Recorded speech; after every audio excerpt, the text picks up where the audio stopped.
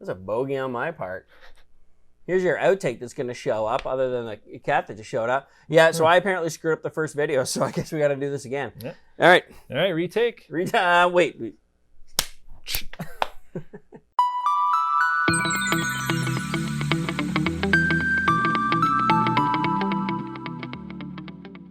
All right, welcome everybody. We have just finished watching the premiere of Mando Season 2. I'm joined by Ged. I have invaded his home theater. How's it going, Ged?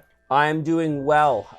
It is very strange to be doing this in the morning, where we're not drinking. If you guys have watched these in the past, typically we have a beverage or two that we will enjoy. So it was a little different doing in the morning, but it's very important to us that we watch this and obviously get this to you guys as soon as possible. So using the magic of home theater, shall we watch the entire first episode in 10 seconds? Yeah, let's watch it. All right, ready? 3, 2, 1.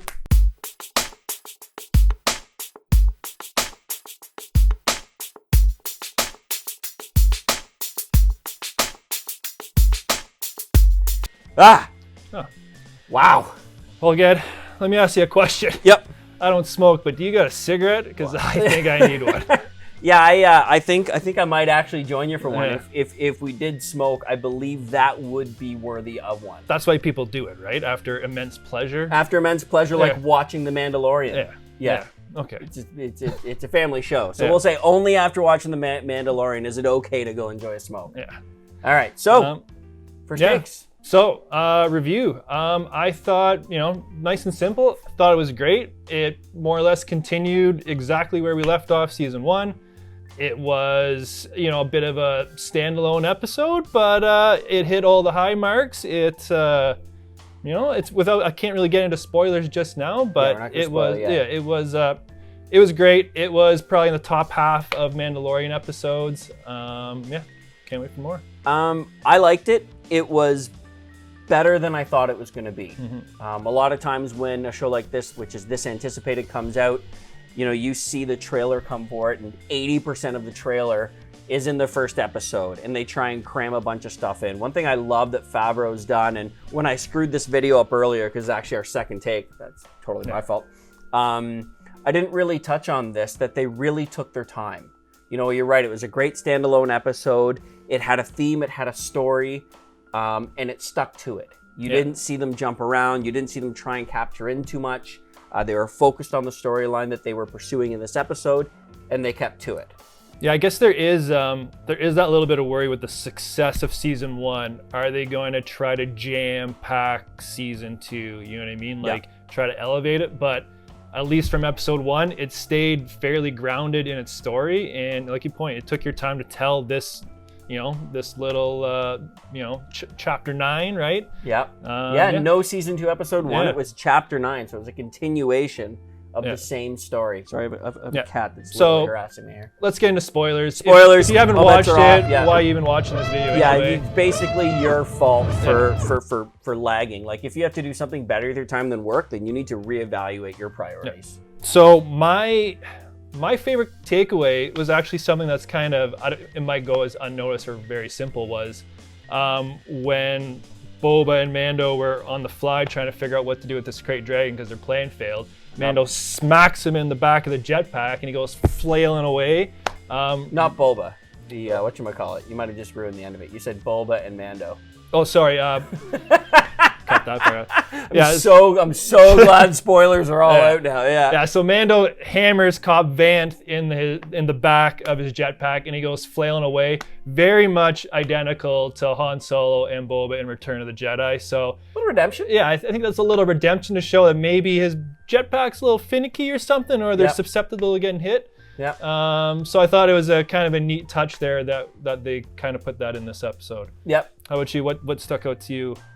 I think the big thing that stuck out to me was the, and I know I said something different in our first take, so I totally forget that. But I touched on it at the end, was the difference in the Sand People and the Tuscan Raiders. I mean, they've always been pursued as just mindless monsters that just raid and destroy everything. Yeah. But seeing a peace treaty between them and the villagers, I thought took an interesting layer with them. Yeah, for sure. It definitely, to your point, doesn't make them appear as monsters anymore, and they're they're capable of interacting with society. So we don't know this answer yet, but I do have a question. Yeah. The speeder that he is riding is obviously from a pod racer. Yes. From Tatooine.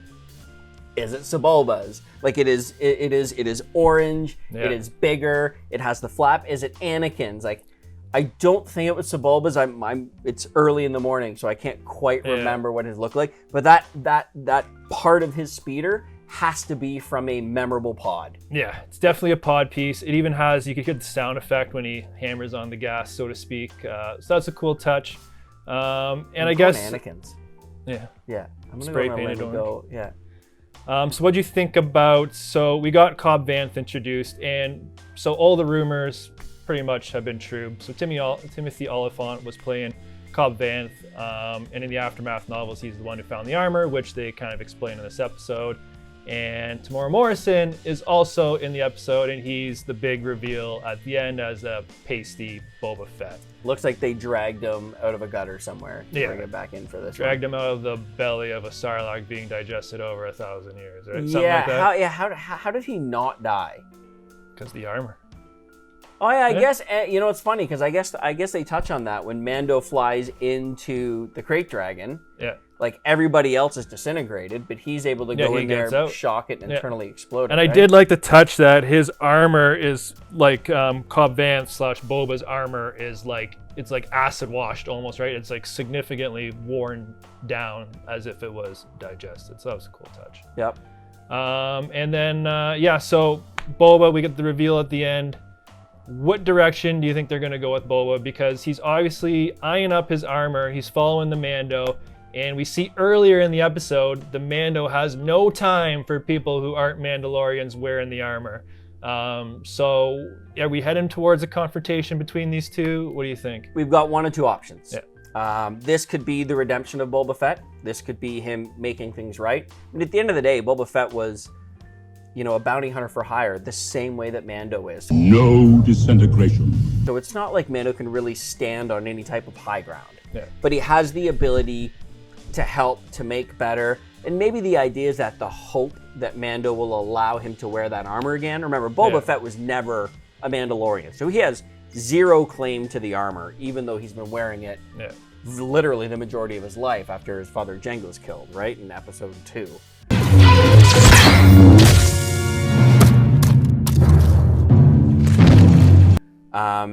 Or it's going to be a sub-story, and he's going to be the antagonist. And as Mando's trying to find other Mandalorians to help return the child to its own kinds, maybe this is an antagonist role where he chases him around the galaxy thinking that he's been wronged.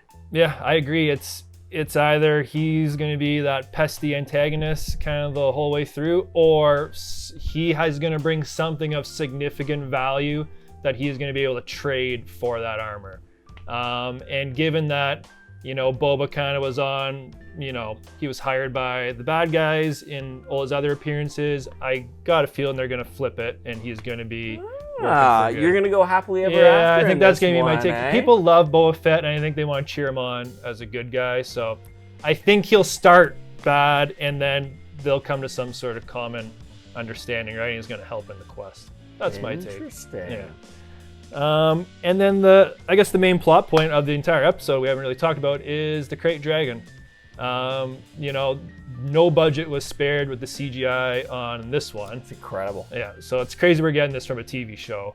And then it was also cool for fans, right? Because, the Krayt Dragon, we see the skeleton in A New Hope. That's right. This one's obviously a lot bigger by the looks of things. Yeah. And I remember playing Kotar, and I believe there's an episode where you literally kill a Krayt Dragon in its cave. So when I watched that, I felt that nod to that kind of era, so to speak. So I love they're taking all these random little pieces of Star Wars lore, right, and incorporating it into the show. They're really fleshing out and building a very... So what do you think, and maybe this question's easy to answer then. Yeah. So are you not upset that there was no magical appearance of Ahsoka Tano or anything crazy like that? No, I think Ahsoka's like your, she's up here. I think you got to work your way and build up to it. You know, we've talked before about how the episodes are kind of structured like an RPG, like a quest. Yep. You know, you go character to character, city to city. You're getting items. You're trading them back and forth. You're to progress.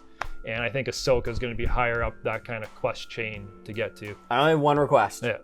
That if she's going to appear at the end of the season, that they don't find like old relics of her lightsabers and then seek her out and find her and then hand her the lightsaber and then she looks at it and throws it away. Because that would be just the stupidest way to end any show or movie. I mean, I don't know who would do it, but I hope that that's not the intent. I'm drawing a blank, but it doesn't seem logical that someone would do in Star Wars. Not at all. Oh, it's painful because it's so true. Okay. Yeah. So, anything else? No, I think covered everything I wanted to cover. The one thing I'll point out is this episode was directed by Jon Favreau, so he's in the director's chair for the first time, and you know, did a great job. All right. Well, hopefully you guys like it.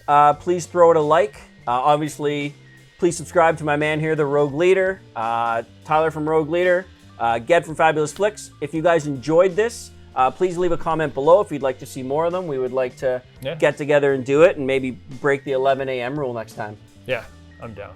All right, then. Tyler, thanks a lot, man. Yeah, thanks for having me. All right, guys, be good.